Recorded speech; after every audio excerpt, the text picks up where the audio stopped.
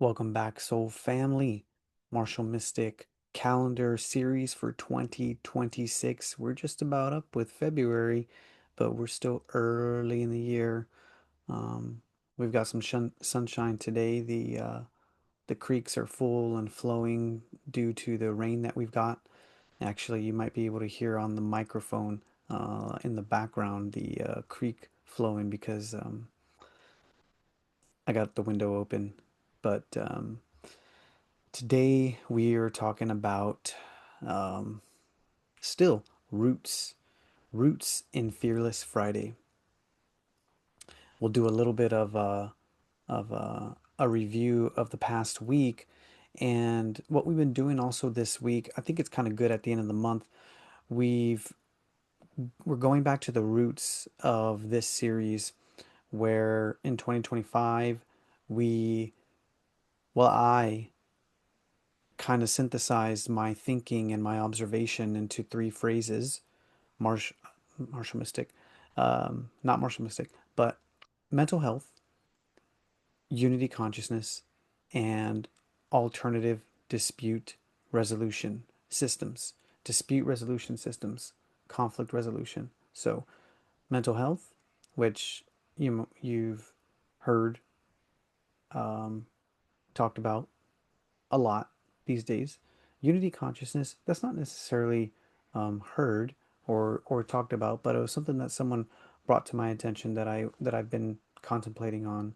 And conflict resolution is something I've been studying. So dispute resolution systems, um, understanding, moving through life with being equipped with a dispute resolution system. Previously in the I've spoken about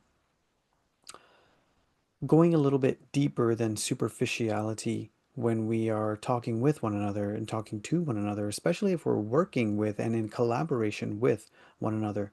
What are the dispute resolution systems that you're bringing to the table? So you can have skills in like communication skills. You can have all sorts of interpersonal listening skills or hospitality skills, what have you. But when there's legitimate disagreement, when there's legitimate rift or um, elbow rubbing, and people are hurt, or people are frustrated, or people are um, there's misunderstandings. What's the dispute resolution system that you're bringing to the table? And so that we could all have our cards out on the table. We all know where we're coming from, what systems we're using, so that we could continue to work with one another. Because, um, well, we're given this opportunity and these opportunities. And unfortunately, if we want to see change, growth, and evolution, we're going to have to learn to live with one another and coexist. Otherwise, we just default to our to our own animal instincts, and we've been doing that for millennia through so many regimes and civilizations. So we could say that we are at the most civilized um, iteration of our species, you know, but we still have, I think, 45 seconds to midnight on the doomsday clock. So it's something to think about. What are the things that keep you up at night, or what are the things that um, spin or ruminate in your head, right? For a lot of us, it's conflict and disputes that we have with friends or with family, and it takes our energy and it takes our time. And as we are all good people, we strive to we strive to do our best to mitigate those conflicts. Um, but we really need some skills. We need some theory, and then we need the skill to apply the theory in real time. But we'll look at how we can do that, and how these ancient practices and ancient technology give us some clues and some signs. So what we're looking at today is peace. And I don't really like that word. I call it the P word. I don't like the P word. We need something different to describe this word, describe this process, describe and have a vision for. If you've listened, go back to yesterday's video, but also go back a couple of weeks, and we talked about experiential blindness. Do we have experiential blindness to peace? So possibly, is peace relational resilience? Is peace relational resilience? Especially if we're looking for unity, if we're looking for um, integration, collaboration, and those sensations and those feelings of harmony and peace. So on Monday, we talked about mind of no mind and breath of no breath. And I'm curious if anybody tried that technique where you look at the transition moment between the exhale and the inhale and see if there's a space of no breath. In searching for that space of no breath, you get some clues into no mind, because when we talk about no mind, mind of no mind, doing without doing, breath of no breath, those aren't forced states. We have to create the conditions for those states to emerge. So we talked about that on Monday, and the connection to mental health, mind of no mind, and just being able to go back to a sense of source, a sense of peace, a sense of rest in the mind.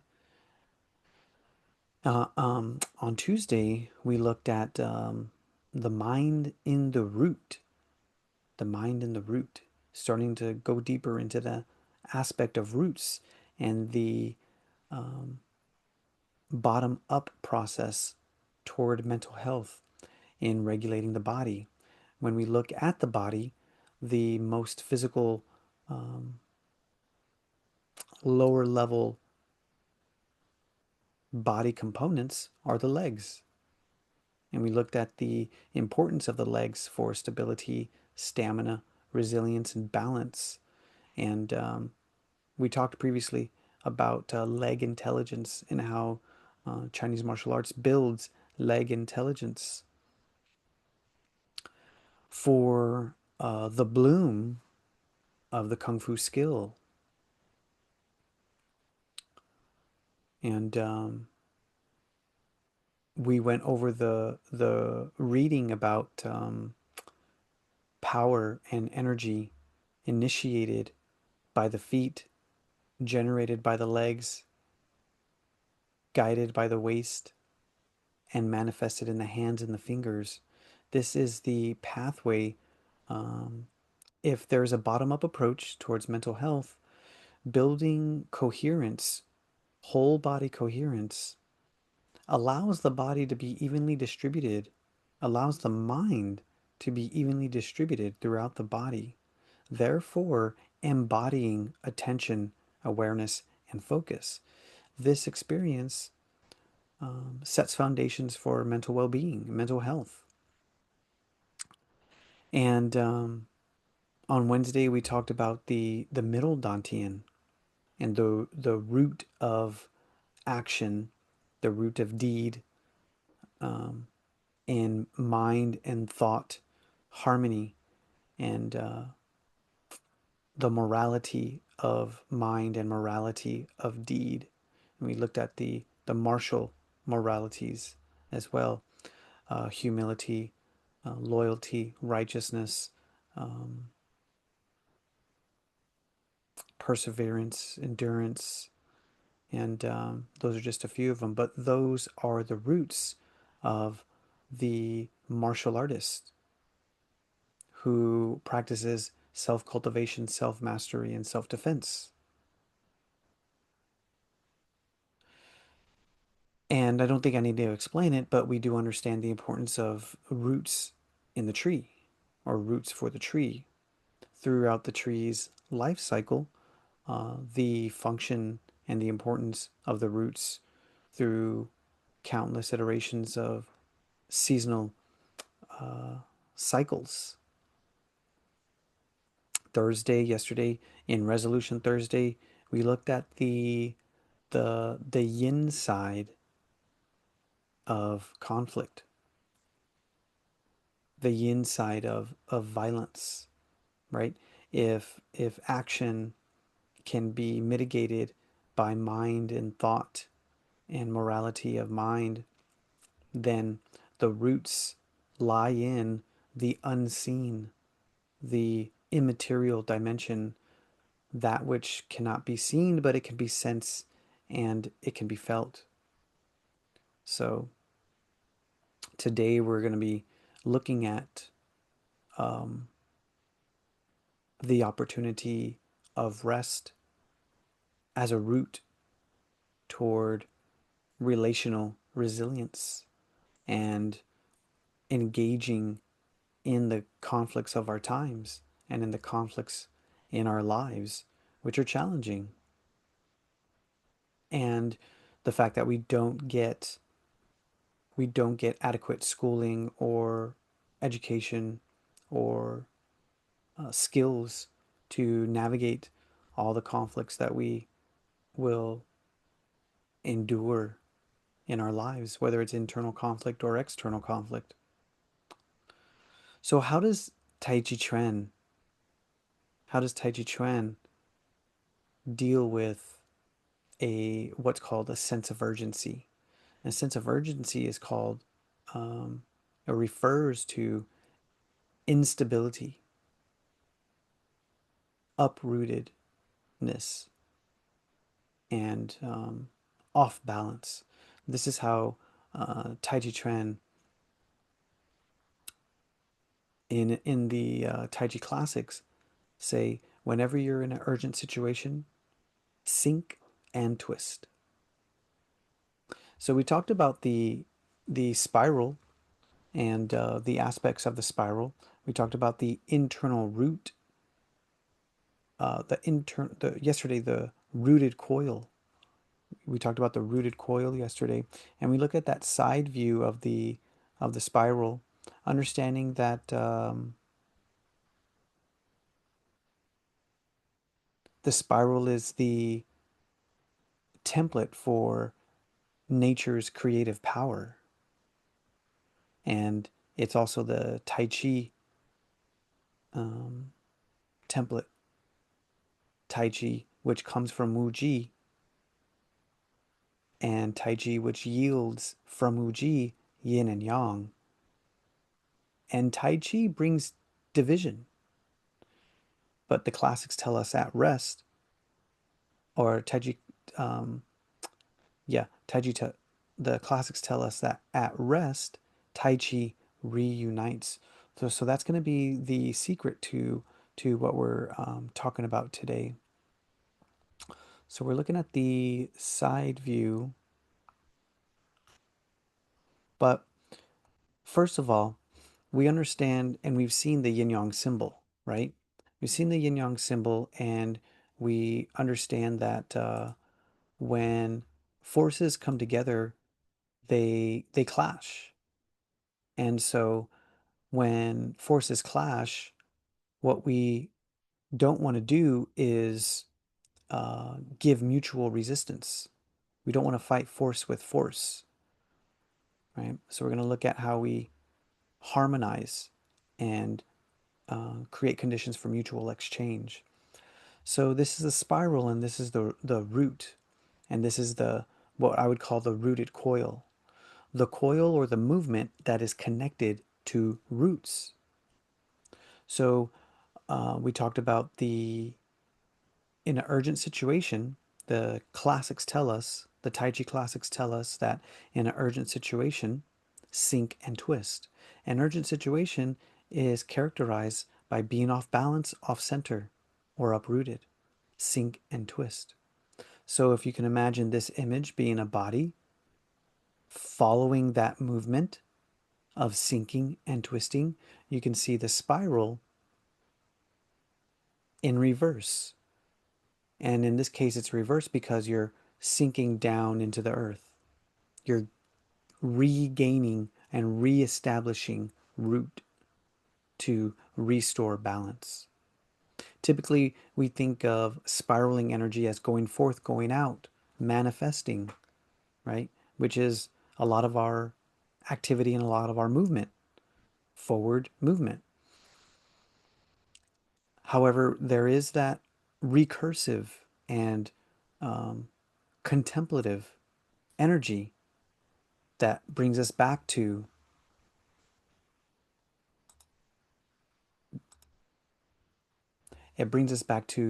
the inner state, the nature gong fu, internal vision, right? So remember that the physical mirrors the non-physical. So sinking and twisting is Tai Chi's classic secret to restoring and regaining balance when there's a conflict of balance, right? And now this is important if we think about psychologically. So and when we have conflicts across the board, finding the root of the conflict, we talked about that yesterday. What are really at the core and on the innards of conflict? And we talked about the opportunity to um, discover and build relationship yesterday in Resolution Thursday by seeing ourselves in a deeper way and seeing each other in a deeper way. And how often conflict can present the opportunity to do that.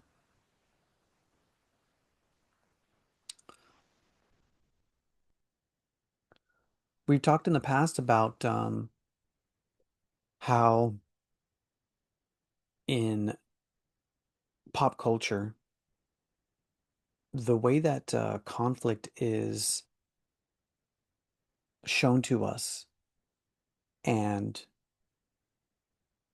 how resolution is demonstrated, it is framed within a hero villain paradigm, right and wrong paradigm. So if you live in a world where everyone thinks that they're the heroes and they're framing each other or framing one another or frame themselves against perceived villains and enemies, what are the what are going to be the consequences? What are the conditions that you are creating?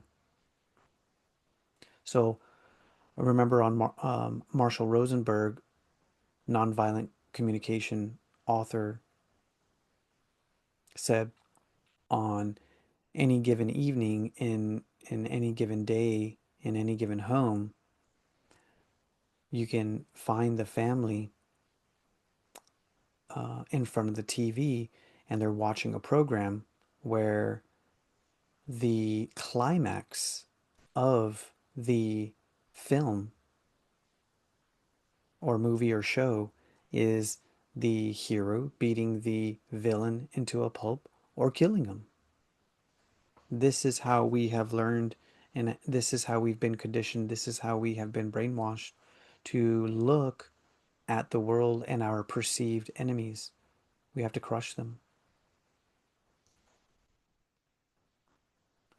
In martial arts, we understand that when we cultivate to a high level, we understand that we are the we are our own worst enemies, and we are empowered to nourish and nurture our mind, our body, our spirits, or we can diminish our mind, our body, and spirits. This is a if you look at anyone, even boxers or any athlete, they know that the conditions to their success is based on their own cultivation and discipline, right? So if you're listening to this, you probably already know that. Probably already know that. So we take that idea and we take that and we extrapolate that to our fellow brothers and sisters, the rest of our soul family in and around the world. Can you find humanity? Can you find the humanity? Can you find the heart for your perceived enemy, for your perceived villain that you are called to destroy? And why? Why are you called to destroy your perceived enemy or your perceived villain? Because if we acknowledge if we acknowledge one soul family, then when we harm another, we only harm ourselves. This was the teaching of Jesus and the Buddha. If you harm another, all you do is harm yourself. When you harm yourself, you harm the rest of the soul family. So we need more resolutionaries, not revolutionaries. We need more peace architects, peace builders. And we come back to the idea of, remember, Dan Siegel tells us that, Dr. Dan Siegel, interpersonal neurobiology, tells us that resilience is built on coherence over time. Coherence is built on the linking of differentiated parts. When we look at self cultivation, when we look at mental health and physical health, two hands to produce one function, 2 feet to produce one function, the upper energy center, the lower energy center to produce one function, and two brothers, two uh, sisters, two conflicting communities, two conflicting countries, two superpowers in function as one. And this is the vision of world peace, isn't it? So, what would that look like? What would that, how would we pursue that, right?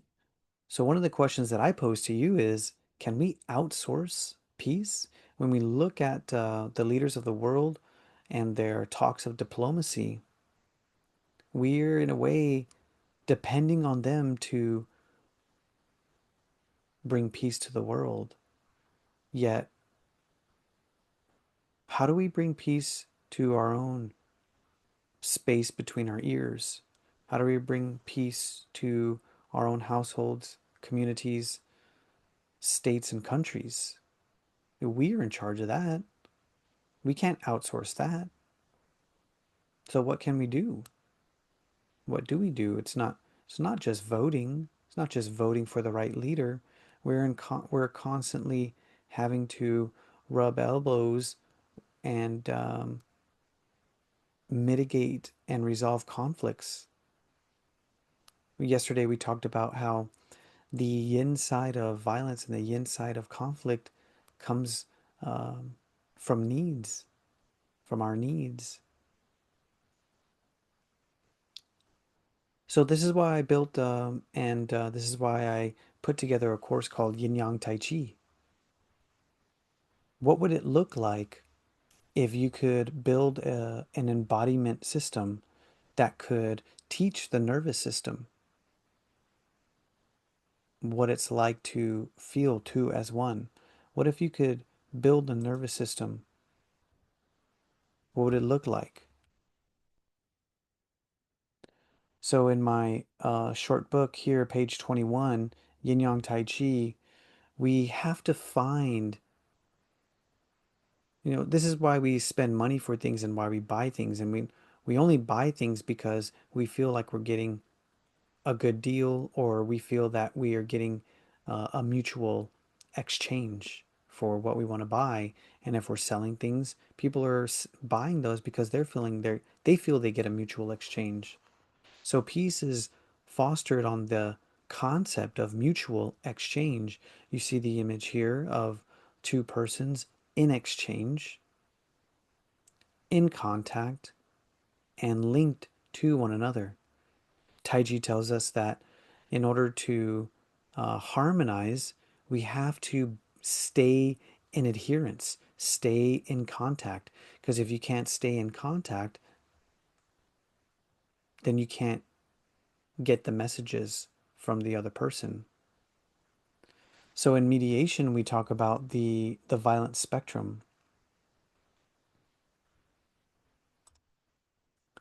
In this case, it says the workplace continuum, conflict continuum in the workplace. On the same spectrum of violence, you have avoidance. And in understanding how yin and yang present and exist in the world and how polarities exist in the world, you understand that a phase can only sustain a certain amount of time until it changes. Only a certain amount of time and then it changes. So, in any states that are on a spectrum, you can only avoid for so long conflict. Obviously, you can only be violent for so long. You can't sustain violence. It has to stop, it has to cease momentarily. You might have a little bit of avoidance, right? So, our practice, our theory, our skills can't be rooted in avoidance nor violence. So, what are our practice and our skills rooted in? Collaboration, communication, interfacing, and all of these things are uncomfortable. They're challenging, especially if you haven't practiced doing this since you were a child or a kid. For introverts, me, recovering introvert, is challenging. It's hard. It's hard to sit in the discomfort. Last week, we talked about our growth and comfort and learning zones and panic zones, our range of motion, understanding when and getting a sense of when we are out of our comfort zone before we act, right?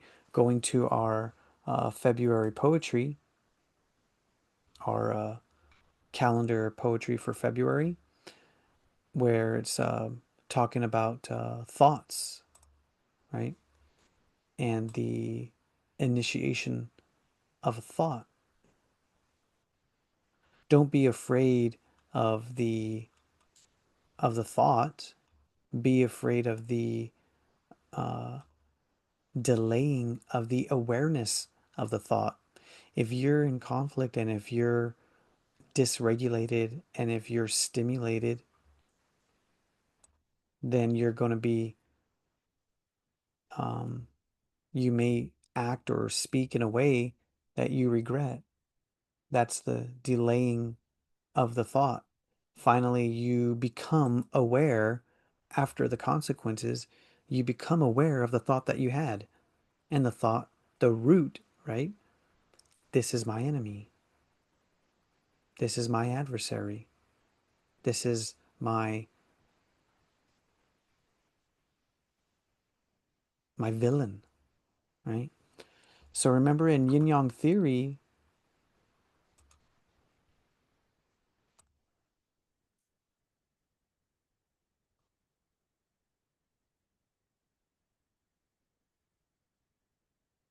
with yin yang theory, we want to adequately move and exchange as best as we can through conflict, pursue harmony, and it's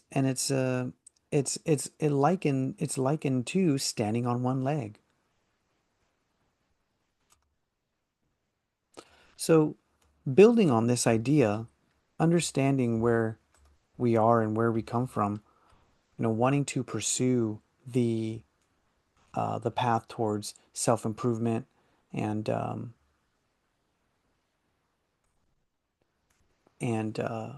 harmony and the P word, we get what we call the yin yang lens toward resolution.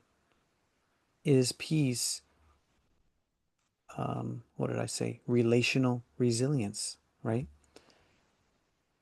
How can we get to the place where we stop killing each other, stop needing to see that we have to eliminate one another in order to find peace, and harmony? What would that look like? And what is the vision? So for me, this is what it looks like.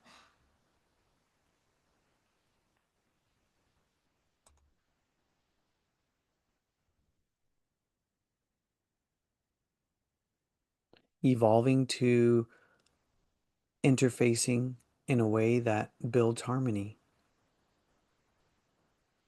And so for all of the contact qigong that I have done through my martial arts training, there is a way to teach the body, to teach the nervous system from the bottom up how to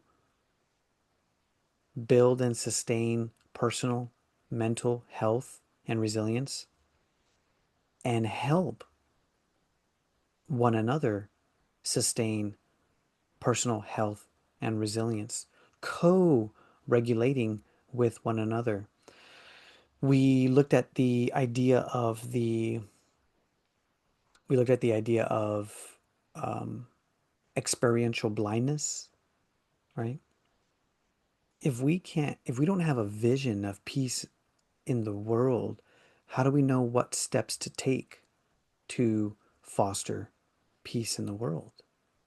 All we have ever seen are the anti role models. So, where does that leave us? What are we left to do? We only have limited options. We need more options to help foster peace in the world. So, today I'm proposing relational resilience. Relational resilience. The only way that we can practice that is um, fostering relational resilience in our own lives. We are the roots of world peace. Each person is a root of world peace.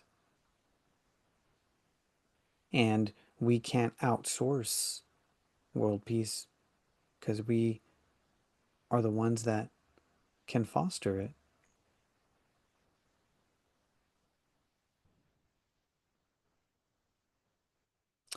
So remember in the book by my teacher, Dr. Yang, in Tai Chi Theory, he says, "What is Tai Chi?" Well, he translates, "What is Tai Chi? It is generated from Wu Ji and is a pivotal function of movement and stillness. It's the mother of yin and yang. When it moves, it divides. At rest, it reunites." So if we take this concept and this idea of the yin yang series, the yin yang concept and framework, and Wu Ji and Tai Chi, understanding that Tai Chi, when it moves, it divides. Division and polarization is what we're trying to mitigate. We want to we want to foster reunification. We want to have Tai Chi reunite. And so the key there is at rest, it reunites. At rest, it reunites. What does that mean when you're in a uh, conflict? You rest. How do we build the conditions for unity, reunification, architectural peace? First, start with rest. And what is a pause? We see in a lot of mental health practicums the power of the pause. Pause gives you the opportunity to respond and not react. Pause is the micro of the rest, the grand rest. Because remember, going back to source, going back to Wu Ji, all of our conflicts are resolved at source, where soul family reunites, all of our conflict is resolved. So if we can find a deep, powerful rest, then we connect to that place where we all are reunited. And then we get the sense and the feeling from that rest and that down regulation that we can move through the discomfort and move through the moment to reunify, understanding that we've already we are already unified. We are already one. Any questions? So, equal exchange in the body and in the first in the rest, then in the body, and in terms of movement. And then we can do that in the speech. And when we come to communicate and respond, then we can speak from a place of rest. We can speak from a place of down regulation. We can speak from a place of root, what our root feelings are, what our root needs are. So I hope that speaks with you. I hope that speaks to you. And, that wraps it up for this week in looking at roots of resilience and empowering ourselves so that we don't outsource global peace, we don't outsource community peace, and we see and we take the power in our own hands. It takes real skills. That's why I use the empathy set and the feelings and needs cards, which I haven't officially introduced, but there are skill sets. If you are interested in learning about the skill sets, then let us know. This is the Tai Chi movement for today from the calendar series. So if you